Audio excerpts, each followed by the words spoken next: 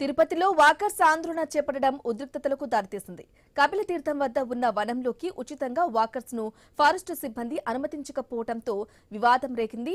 Walkers నుంచి డబ్బులు వసూలు చేయాలన్న ఫారెస్టు శాఖ నిర్ణయంపై స్థానికులు అభ్యంతరం తెలిపారు.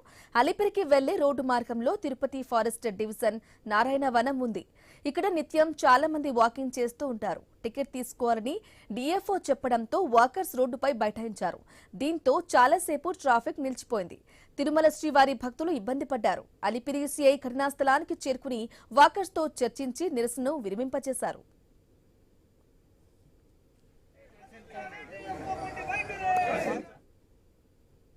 ఫీజు వద్దని చెప్పి అనేక సందర్భాలుగా దివ్యారామం డిఈఓ గారికి డిఎఫ్ఓ గారికి చెప్పడం జరిగింది. డిఎఫ్ఓ గారు మీకు కట్టాల్సిన అవసరం లేదు అని చెప్పినాడు. చెప్పిన తర్వాత కూడా ఈ రోజు నుంచి మొత్తం మీరు డబ్బులు చెల్లిస్తేనే లోపలికి పంపిస్తాం, లేకపోతే లేదు అని చెప్పినని ఈరోజు ఇక్కడ చెప్తే మేమంతా కూడా వాకర్స్ అసోసియేషన్గా ఇక్కడ దానికి వ్యతిరేకంగా నిరసన కార్యక్రమాన్ని చేయడం అనేది జరుగుతూ ఉంది. ఇది చాలా దుర్మార్గమైనటువంటి విషయం. ఎందుకంటే నడకకు కూడా ఈరోజు డబ్బులు అడుగుతున్నటువంటి పరిస్థితి ఉంది.